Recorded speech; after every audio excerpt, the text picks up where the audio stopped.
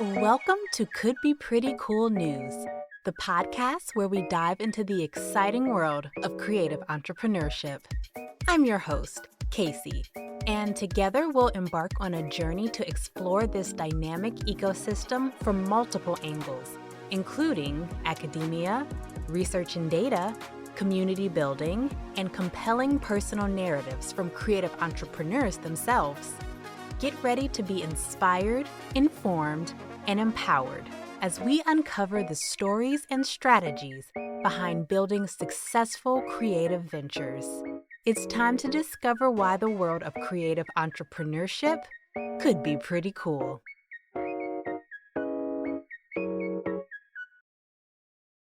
The rise of the creator economy is blurring the lines between traditional careers and entrepreneurial endeavors. More and more people are forging their own paths, building businesses around their passions, and leveraging online platforms to reach a global audience. But navigating this exciting new frontier can be tricky. Understanding the landscape, identifying opportunities, and finding the right talent are all crucial ingredients for success. That's why we're so excited to have James Creech, founder of Creator Economy Jobs, on the show today. James has a unique background, having cut his teeth in the fast-paced world of ad tech and influencer marketing. He brings a data-driven approach to the creator economy, and his insights are invaluable for anyone looking to thrive in this space.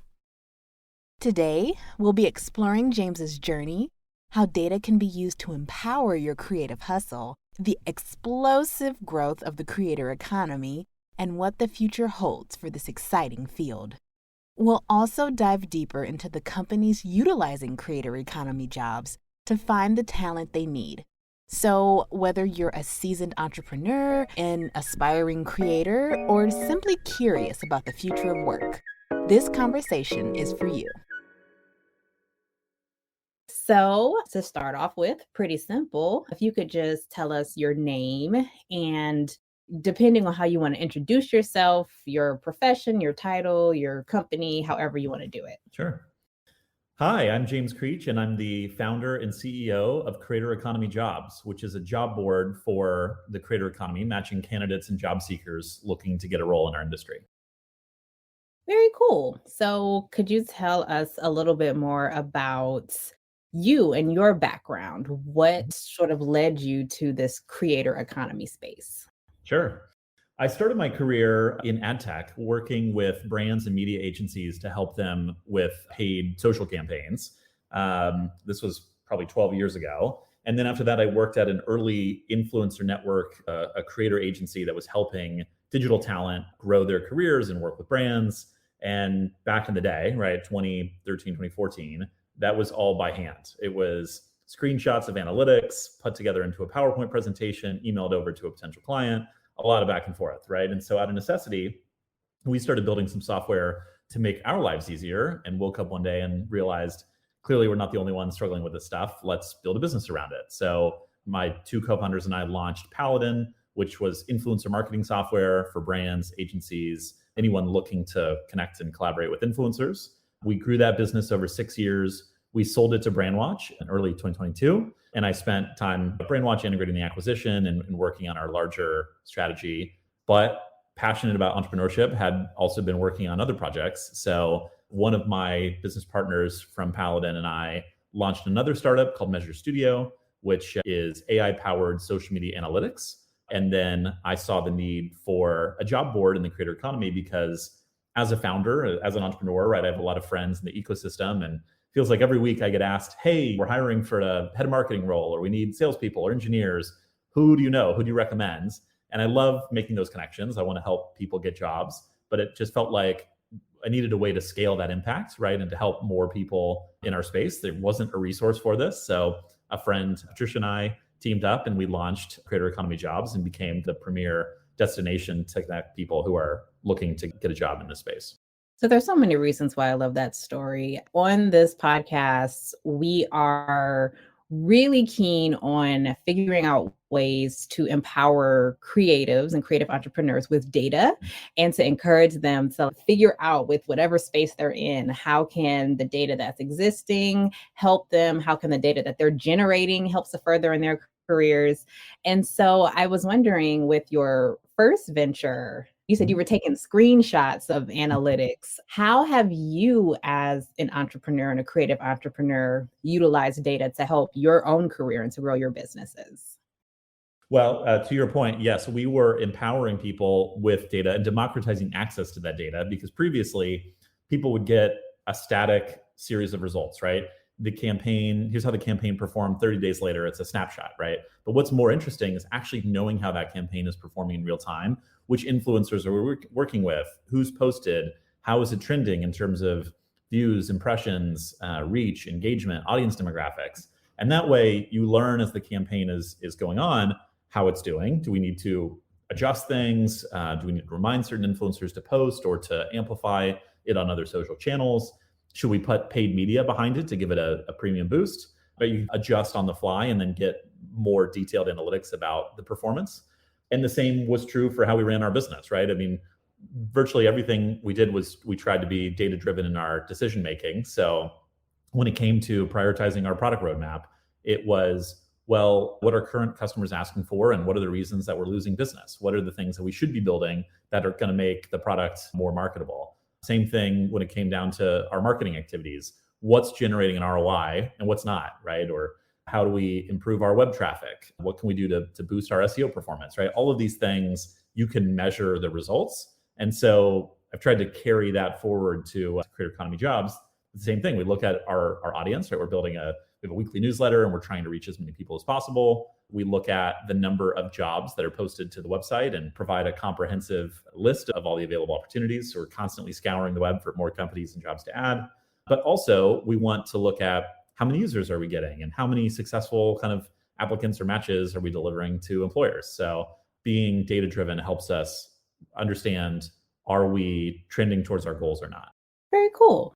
And so you mentioned that you started seeing the need for this type of analysis to democratize the data for influencers about 10, 12 years ago. And one of the things that's always fascinating to me, it seems like whenever there's like a new thing that's popping up, people start calling it the Wild West. Like, this is the Wild West of podcasting. This is the Wild West of... And so I'm curious for you at the time, did you know that influencers like would be a job? Did you know that this would be something that really for some people is like their sole livelihood? Or what were sort of your thoughts about this field back then, if you can remember? Yeah, it was early and it was a much different universe back then, right? I mean, at the time, YouTube was the primary platform. And then we had things like Vine, you had Musical.ly and later TikTok, of course, Instagram, right? So different platforms emerged, different types of creators were gaining prominence. Did it feel like influencers would be big? Absolutely. I mean, I think we all recognized at the time that YouTubers or creators or influencers, eventually across multiple platforms were really powerful. I mean, they had the reach that was comparable to, say, the Super Bowl or to major broadcast networks, right? And so all of a sudden, TV viewership is declining and YouTube viewership or Instagram, TikTok activity is skyrocketing. And even though we didn't use the term creator economy at that point, that this wasn't going anywhere. It was just going to continue to be huge. And so, yes, beautiful segue to the now. There were all these articles that came out last year about by 2027, the creator economy is going to be a multi-billion-dollar industry. And as I was combing through them, it seemed like they all had a line about there's very little data that's known about what's going on because everything is so democratized in a way. People are running independent businesses. They don't necessarily have to share with everyone, like, this is how much I got for this deal and this is how much this brand deal was. Do you have any thoughts or predictions about where you think it's going to go in the future? Yeah, I mean, at the beginning of a new year, we're always thinking about predictions and where is this industry headed. I think we're going to continue to see the growth of the creator space, and that means more creators, more monetization, right? And the way that creators make money has changed.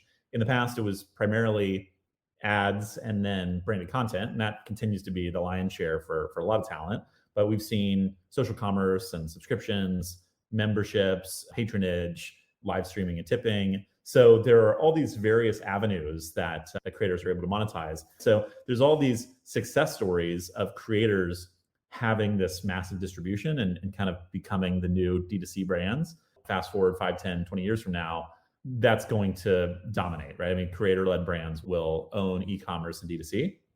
That's a huge trend to track. I'm constantly fascinated by the rise of new platforms and specifically around messaging, right? So communities or dark social, so things like Discord, right? Discord has been a huge success story. Now you've got things like Mighty Networks or Geneva, Circle, these kind of community-driven messaging forward experiences.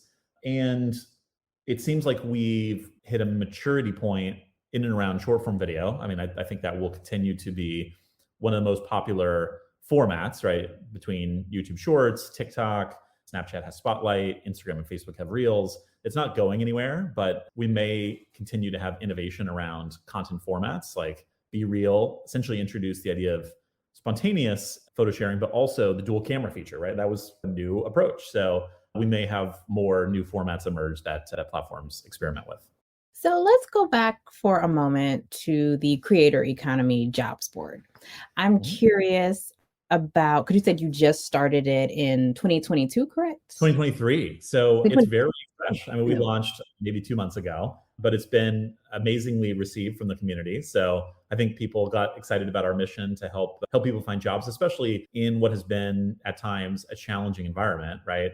Layoffs or restructurings and situations in which people need to find work, or even for new college grads or folks who want to transition into the creator economy. They're passionate about this space. We want to be the resource to give them education, but also tools and opportunities to find their dream job.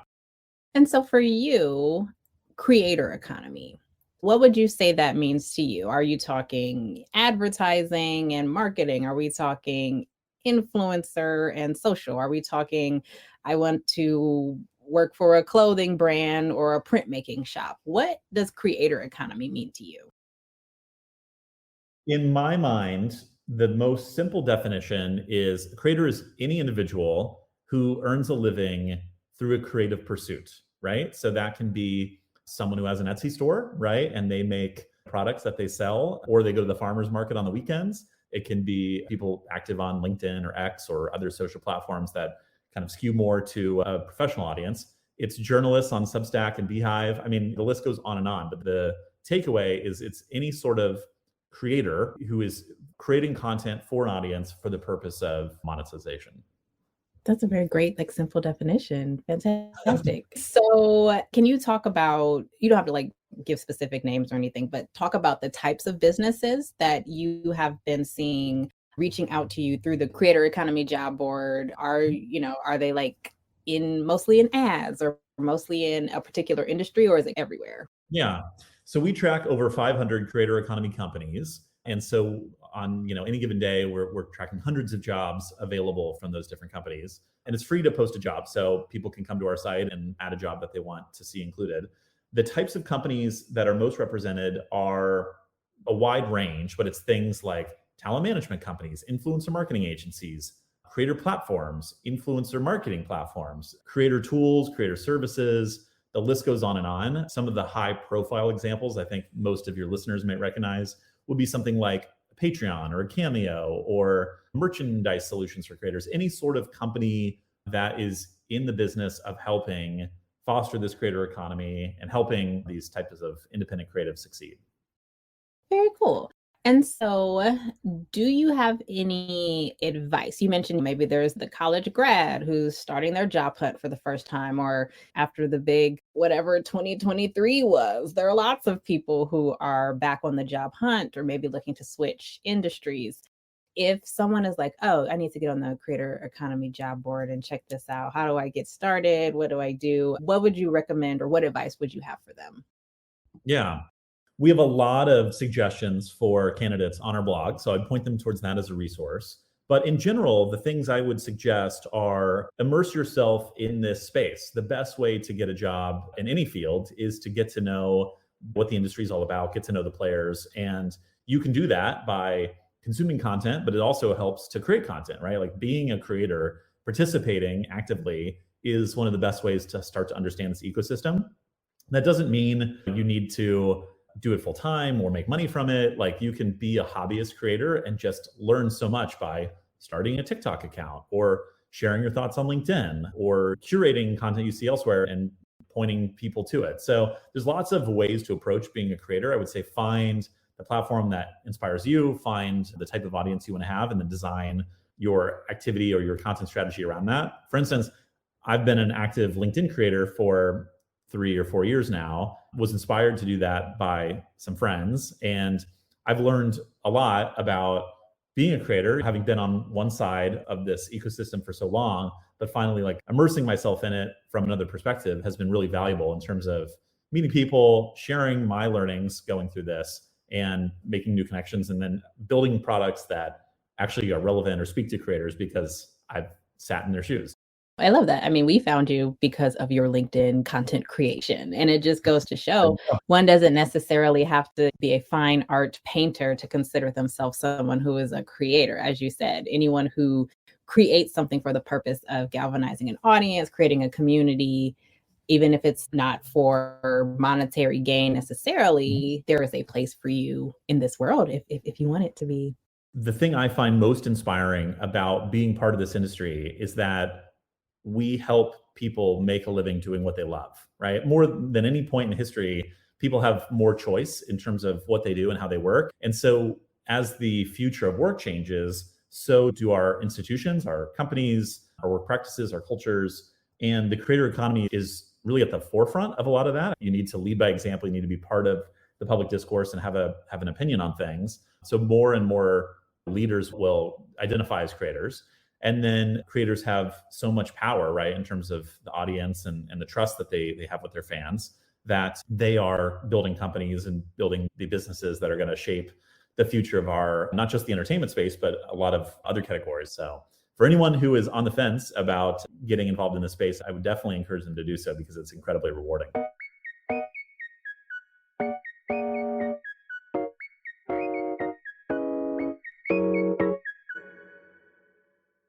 In today's world, social commentary isn't just for news anchors and politicians. More and more independent artists are using their creativity to spark conversations, raise awareness, and even inspire change. These creators are leveraging their platforms to tackle social issues, environmental concerns, and everything in between. Their approach? Humor.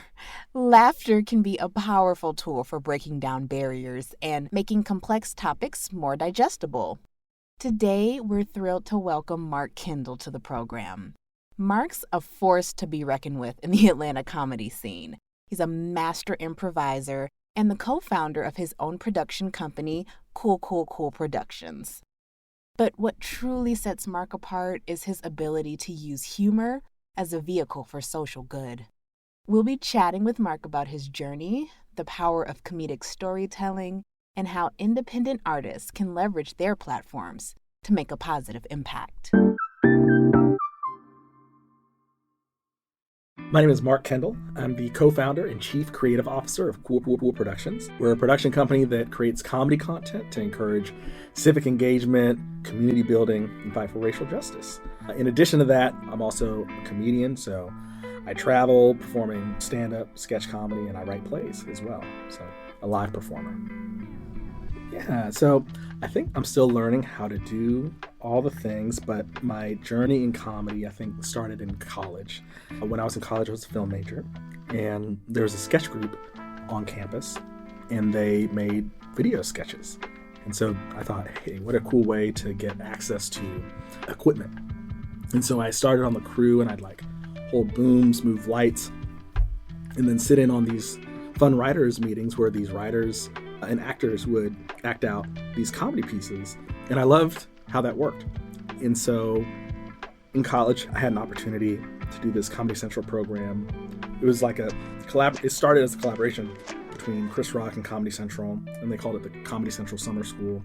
And so you spent a summer at Comedy Central headquarters in New York, and they would it was for writers of color to get exposure to different paths in writing comedy, if that makes sense. So we spent the summer there, and they'd shuttle you through different departments.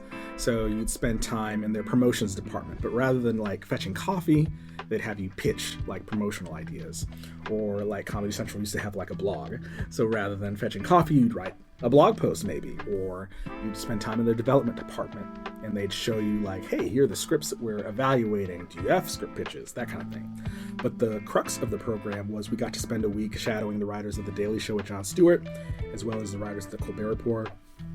And what I learned from that experience was, oh wow, I like being in these rooms, collaborating with other people, using comedy to incorporate the news, break down dense information, trying to find joy in things that might be not joyful, at least on the surface. So I was like, oh, this is really exciting. But at the time, I alluded to earlier that I had started as primarily like a crew person. So performing and like pitching jokes verbally wasn't like a natural skill set at the start. And so what I observed in being in those writers' rooms was all the writers had some form of performance experience. They were either very experienced improvisers or stand-up comics or something. And so they encouraged me like, yo, go do stand-up, go do improv. So I did. I started doing both of those things. And so then after college, I went back to Atlanta. Atlanta is where I'm from. And I started getting involved in the live comedy scene here in Atlanta. So I met the brilliant, talented Bill Worley through the improv community. And we had known each other for years. And at a certain point, we started collaborating on videos. We were like, hey, let's make a sketch together. And then that did well. And we're like, hey, let's make another one. And then eventually people started approaching us being like, hey, could you do that for us? And we were like, yeah, we can. We should start a company.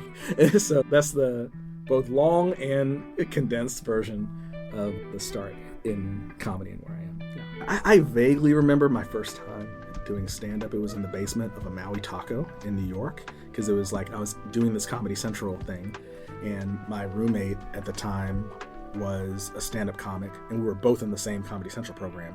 So he'd be going out every night doing stand-up open mics. I'd just be tagging along with him. Once I was just like, oh, I gotta practice saying these jokes out loud.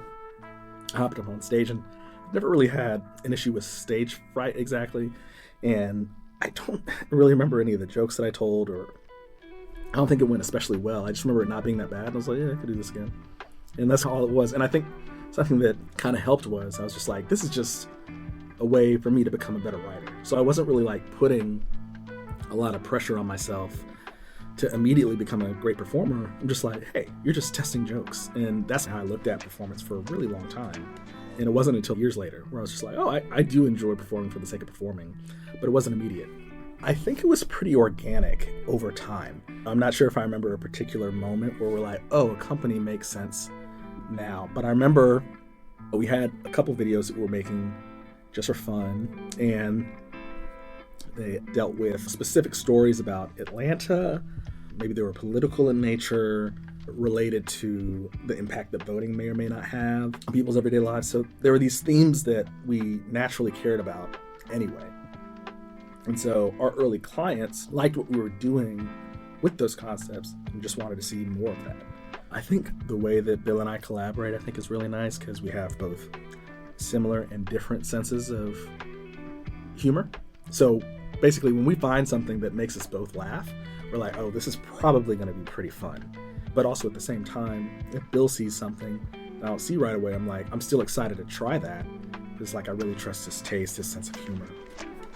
So I think that being able to collaborate well with him is a big part of it. We both come from an improv background, so there's a lot of, I guess, a yes and culture in the way that we talk.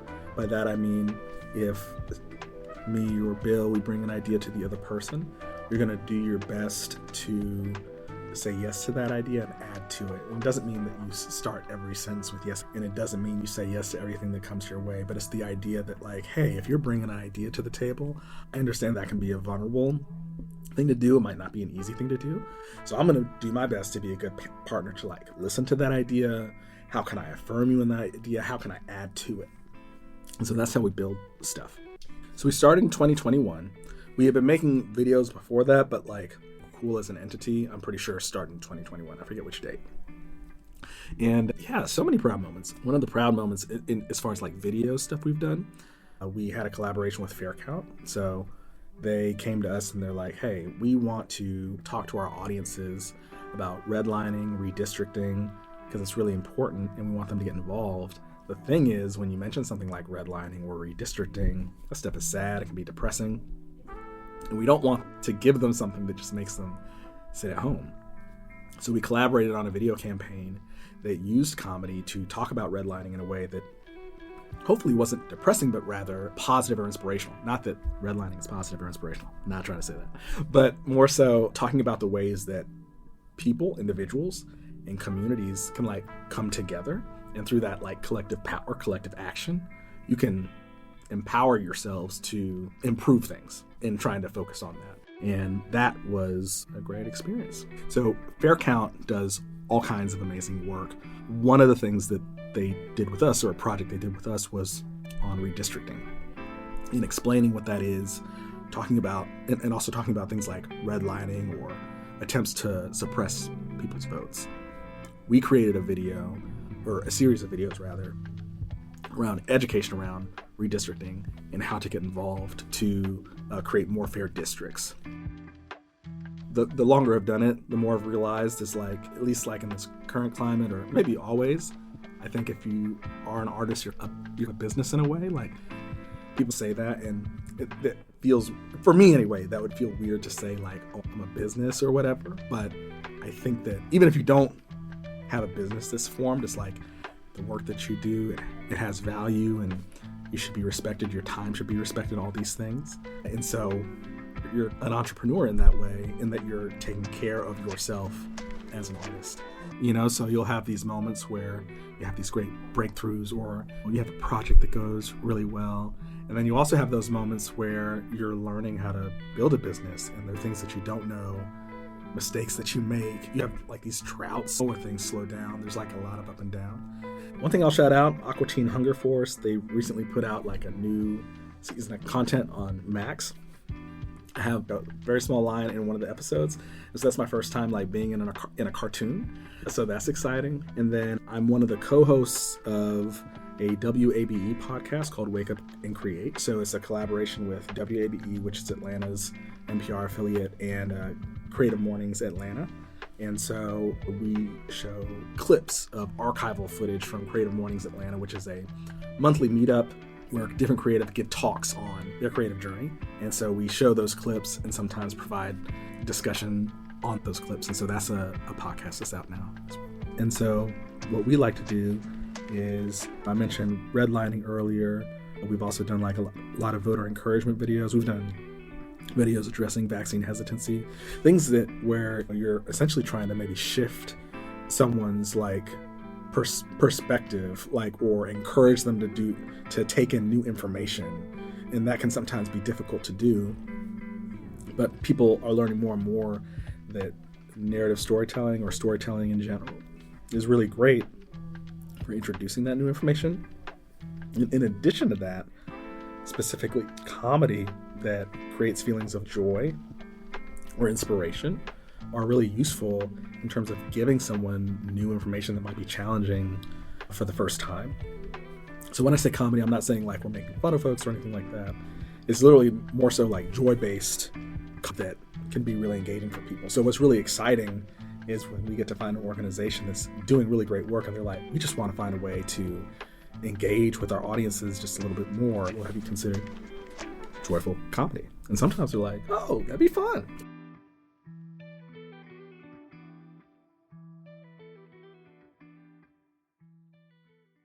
And that brings us to the end of today's episode. Until next time, we encourage you to continue nurturing your process. Farewell, and may all of your creative endeavors flourish. Could Be Pretty Cool News is a Could Be Pretty Cool original production that was workshopped as a part of the 2023 Google News Initiative Pre-Launch Lab. This episode was edited by Trinity Jackson. Our executive producer and host is Casey Willis, and our production coordinator is Liz Moore. The original theme music was composed by Camille Stennis, and our cover art was designed by Aaliyah Johnson.